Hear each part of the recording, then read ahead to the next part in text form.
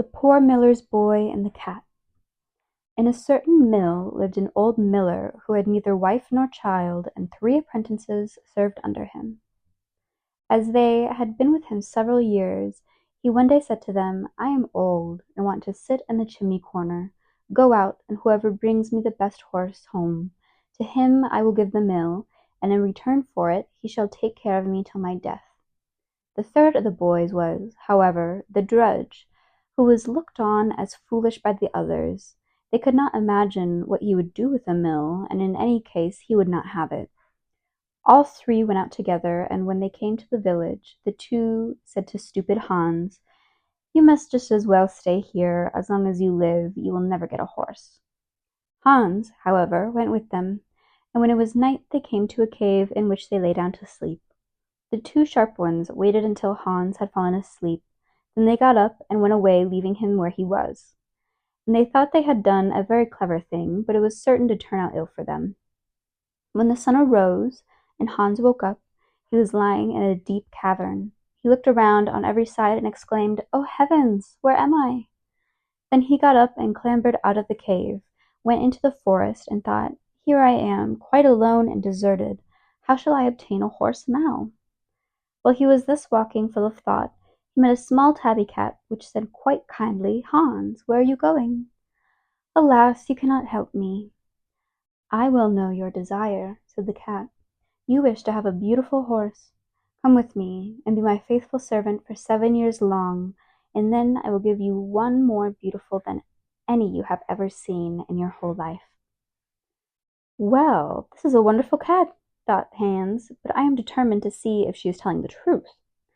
So she took him with her into her enchanted castle, where there were nothing but cats, who were her servants. They leapt nimbly upstairs and downstairs, and were merry and happy. In the evening, when they sat down to dinner, 3 of them had to make music. One played the bassoon, the other the fiddle, and the third put the trumpet to his lips, and blew out his cheeks as much as he possibly could. When they had dined, the table was carried away, and the cat said, "Now, Hans, come and dance with me." "No," said he, "I won't dance with a pussy cat. I have never done that yet." "Then take him to bed," said she to the cats. So one of them lighted his way to the bedroom, one pulled his shoes off, one his stockings, and at last one of them blew out the candle. Next morning they returned and helped him out of bed. One put his stockings on for him, one tied his garters, one bought his shoes, one washed him, and one dried his face with her tail. "That feels very soft," said Hans. He, however, had to serve the cat, and chop some wood every day, and to do that he had an axe of silver, and the wedge and saw were of silver, and the mallet of copper. So he chopped the wood small, stayed there in the house, and had good meat and drink, but never saw anyone but the tabby cat and her servants. One day she said to him, "Go and mow my meadow, and dry the grass," and gave him a scythe of silver and a whetstone of gold, but bade him deliver them up again carefully. So Hans went there and did what he was bidden, and when he had finished the work, he carried the scythe, whetstone, and hay to the horse, and asked if it was yet time for her to give him the reward. "No," said the cat, "you must first do something more for me of the same kind. There is timber of silver, carpenter's axe, square, and everything that is needed, all of silver. With these build me a house." And Hans built the small house, and said that he had now done everything, and still he had no horse. Nevertheless, the 7 years had gone by with him as if they were 6 months. The cat asked him if he would like to see her horses. "Yes," said Hans. Then she opened the door of the small house, and when she had opened it there stood 12 horses, such horses, so bright and shining that his heart rejoiced at the sight of them. And now she gave him food and drink, and said, "Go home. I will not give you your horse away with you, but in 3 days' time I will follow you and bring it." So Hans set out, and she showed him the way to the mill.